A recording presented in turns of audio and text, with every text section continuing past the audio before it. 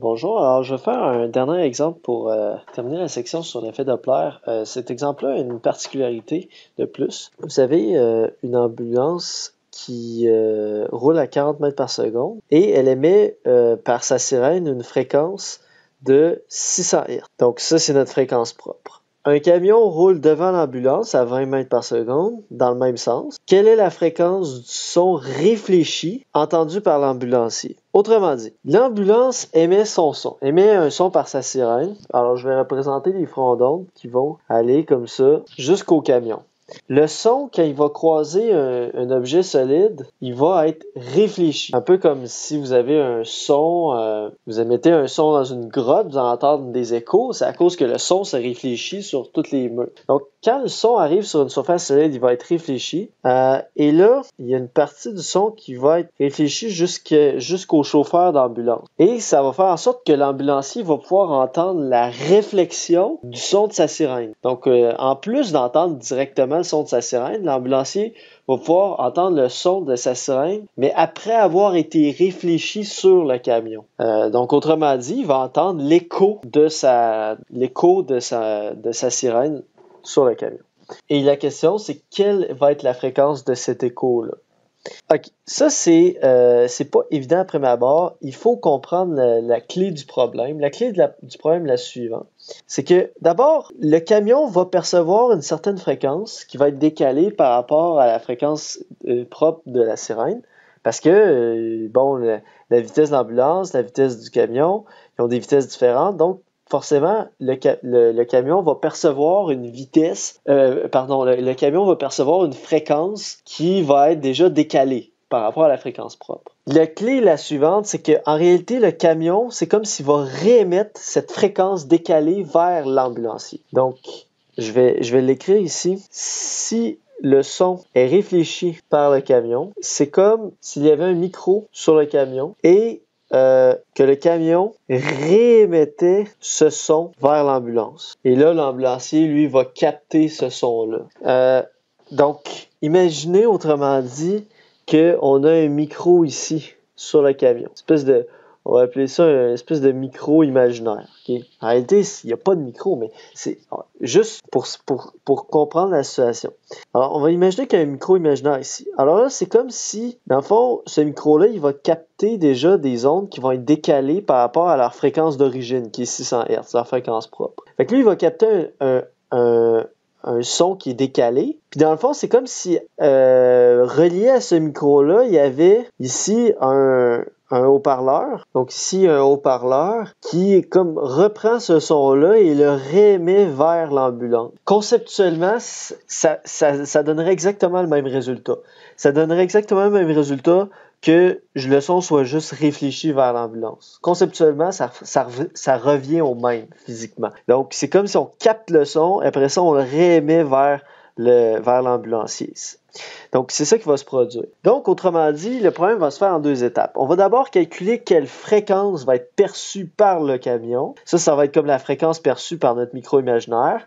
Puis après ça, on va prendre cette fréquence-là et on va la renvoyer. Donc, le camion va devenir l'émetteur. Et là, on va renvoyer le son vers l'ambulance. L'ambulance va devenir le récepteur. Et là, on va se demander quel son va recevoir l'ambulance. Donc, nous suivons, on va faire le problème en deux étapes. Fait que dans la première partie, dans le fond, l'ambulance, l'émetteur, et le camion est le récepteur. Donc, on va calculer la fréquence perçue par le camion. Donc, je vais l'appeler FC', C pour camion, prime parce qu'elle a été modifiée. Donc, on a 340 pour la vitesse du son. Alors, donc là, ici, au numérateur, c'est le récepteur. Donc, le récepteur, c'est le camion à ce moment-ci. Donc, sa vitesse 20 mètres par seconde. Et l'émetteur, ici au dénominateur, c'est l'ambulance avec une vitesse de 40 mètres par seconde, fois une fréquence propre de 600 Hz. Maintenant, il reste à déterminer les signes. Pour les signes, je ne referai pas le raisonnement au complet parce que je l'avais déjà fait en détail dans le premier exemple avec l'auto de police et le camion. Donc, en fait, on avait, dans la situation A, on avait exactement la même situation. Donc, on avait l'émetteur qui était en arrière du récepteur, les deux allaient dans la même direction. Donc, c'était exactement la même situation. On avait dit, ici, on a un mouvement d'approche. Donc, pour l'émetteur, on met moins VE. Et pour ce qui est du récepteur, le récepteur veut s'éloigner. Donc, on prend moins VR au numérateur. Donc, on a deux signes négatifs, dans le fond, dans cette situation-là. Donc, si je reviens ici, ça veut dire on met moins ici, et on va obtenir 640 Hz. Et là, la clé est que, dans le fond, le camion, ça c'est la fréquence que le camion entend. Fait que le camionneur, lui, c'est ça la fréquence qu'il entend. Jusqu'à date, il n'y a rien de nouveau par rapport à ce qu'on a fait aux exemples précédents. Mais là, ce qu'il y a de plus, c'est que, vu que le son est réfléchi, en réalité, c'est comme si le camion réémet cette fréquence-là vers l'ambulance. Donc, le camion réémet cette fréquence vers l'ambulance. Donc, la deuxième étape, ça va être de calculer la fréquence perçue par l'ambulance. Donc, autrement dit, quelle est la fréquence de son propre son qui lui revient par réflexion. Donc, cette fréquence-là, je vais l'appeler FA parce que c'est perçu par l'ambulance et je vais l'appeler prime. Je mets 2 primes parce que la fréquence a été modifiée 2 fois dans le fond. Elle a été modifiée une fois lorsqu'elle a été reçue par le camion, modifiée une deuxième fois parce qu'elle est reçue par l'ambulance. Donc on a la vitesse du son au numérateur, au dénominateur. Ensuite, on a là ici, il faut faire attention par rapport aux émetteurs et aux récepteurs parce que là, dans le fond, on est en train de parler de cette partie-là du son. Donc on est en train de parler que le son, au moment où le son revient à l'ambulance. Donc maintenant, c'est le camion qui devient l'émetteur et c'est l'ambulance qui devient le récepteur. Donc là, les rôles ont été inversés. Parce que là, on parle de l'onde réfléchie. Donc l'ambulance est devenue le récepteur et le camion est devenu l'émetteur. Fois une fréquence. Et là, faites attention, je ne vais pas prendre de 600 Hz. Parce que la fréquence que le camion envoie, c'est pas 600 Hz. La fréquence que le camion envoie, c'est la fréquence qu'il reçoit lui-même dans son espèce de micro imaginaire. Fait que la fréquence qu'il reçoit lui-même dans son micro imaginaire, c'est 640 Hz. Fait que c'est ça qui renvoie à l'ambulance. Donc on fait fois 640 Hz. Ensuite, les signes. Pour ce qui est des signes, je ne le ferai pas encore en détail parce que, encore une fois, on l'a fait dans l'exemple 1B, c'était exactement cette situation-là. On avait l'émetteur qui était devant le récepteur. Donc, on est exactement dans cette situation-là. On avait plus au numérateur et au dénominateur utiliser ce résultat directement. Normalement, vous feriez tout vous feriez le raisonnement au complet, mais là, je l'ai déjà fait à plusieurs reprises. Donc, on a plus, et ça va nous permettre d'aller chercher 676 Hz. Et c'est notre réponse finale. Donc, ça, c'est la fréquence qui va être reçue par l'ambulancier. C'est la fréquence de sa propre sirène, mais après avoir été réfléchi sur le camion. Donc, lorsque ce son-là lui revient, lorsque le son de la sirène réfléchi par le camion lui revient, il va la capter avec une fréquence de 667 Hz, donc plus aiguë que la fréquence propre de sa sirène. Pour terminer la section, juste une petite mention des ondes de choc supersoniques. C'est un sujet très intéressant, ça aussi. Donc ici, dans le fond, les cercles représentent les fronts d'onde. Donc comme on a vu, lorsqu'un objet va assez rapidement, il va se rapprocher de ses fronts d'onde. Alors on avait vu ça par exemple ici. Donc on avait vu l'émetteur ici devant lui, ces fronts d'onde sont comme plus rapprochés parce qu'il les rattrape. C'est-à-dire que chaque front d'onde est émis toujours de plus en plus vers la gauche. Donc, l'espacement entre deux fronts d'onde va toujours être plus petit devant l'émetteur, puis il va être plus grand derrière l'émetteur. La différence ici, c'est qu'on pousse ce phénomène-là à l'extrême. C'est-à-dire, plutôt qu'à avoir juste une automobile qui roule, mettons, à 50 km/h, là, on va aller à des vitesses beaucoup plus élevées. Fait que là, la première, on va d'abord à 0.8 vitesse du son. Ça veut dire 80% de la vitesse du son. Alors, regardez ce qui se passe. Les fronts d'onde vont être très rapprochés à l'avant et très espacés en arrière. Parce que là, la vitesse de l'émetteur devient pratiquement très similaire à la vitesse du son. Donc, autrement dit, l'émetteur réussit presque à rattraper ses propres fronts d'onde. Si maintenant l'émetteur va à la vitesse du son, ce qui est tout à fait possible, par exemple, dans le cas d'un avion supersonique, donc un jet est tout à fait capable d'aller à la vitesse du son. Alors là, ce qui va se produire, c'est que l'émetteur va carrément, exactement rattraper ses fronts d'onde. Donc, il va toujours voyager à la même vitesse que ses fronts d'onde. Si maintenant on dépasse la vitesse du son, ce qui est tout à fait possible aussi, alors maintenant on va à 1.2 vitesse du son, voyez-vous ce qui se passe? Donc là, il va dépasser ses propres fronts d'onde de son sonore. 1.4 VS, alors là, on va encore plus vite. Là, on dépasse encore plus nos fronts d'onde sonores. On peut même aller à 1.6 VS et compagnie.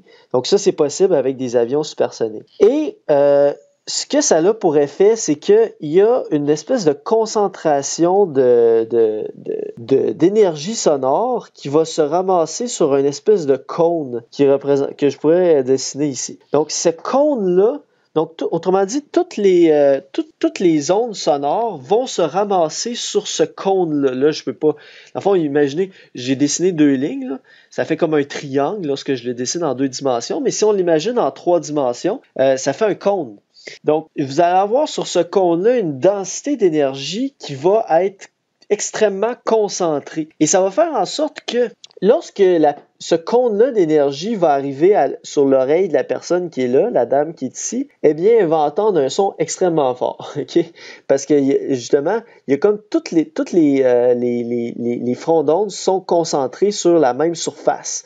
Donc, à ce moment-là, ça crée une densité d'énergie ou une pression d'air à cet endroit-là qui est très élevée. Ce qui est intéressant aussi, c'est qu'à ce moment-ci, au moment qui est représenté sur l'image ici, la dame, elle n'entend pas encore les ondes sonores. Donc, en fait, là, si l'avion part de très loin, en fait, elle ne l'entend même pas encore, l'avion. C'est assez incroyable, parce que l'avion va plus vite que le son qu'il émet.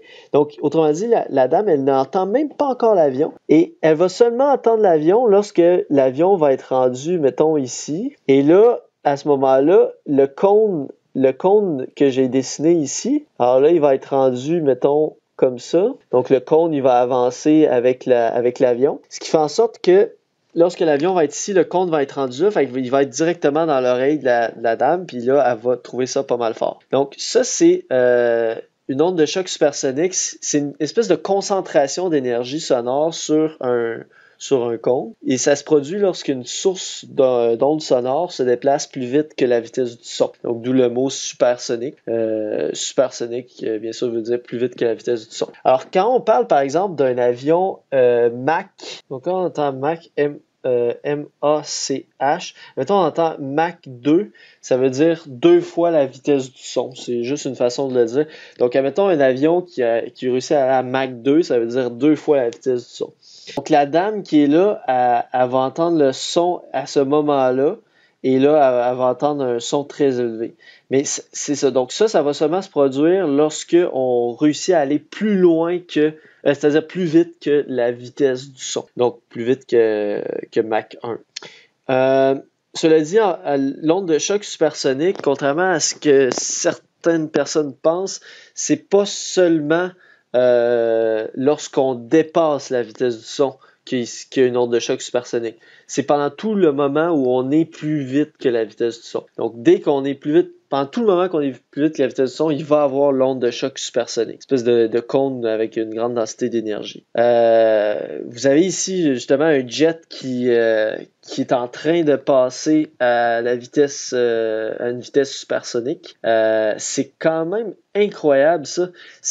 Il se forme une espèce de nuage. C'est comme la vapeur d'eau qui se trouve à proximité de l'avion et instantanément, comme se transforme en nuage instantanément. Donc, autrement dit, passe de l'état de vapeur où l'eau à l'état de vapeur est invisible, mais là, elle se transforme instantanément en état liquide, donc ça devient un nuage. C'est quand même incroyable. Là. Au moment où c'est ça, on passe la vitesse du son, ça crée justement l'onde de choc supersonique, puis cette densité-là d'énergie, en fond, ça crée une fluctuation de pression extrêmement élevée et c'est suffisant pour faire passer instantanément, changer d'état physique l'eau qui se trouve à proximité pour créer finalement un nuage instantanément vis-à-vis justement le cône dont je parlais tout à l'heure, le cône derrière l'avion supersonique. Ben, le cône, vous le voyez, le cône se fait comme en vapeur d'eau. C'est quand même assez fou. Ça termine la section sur l'effet Doppler.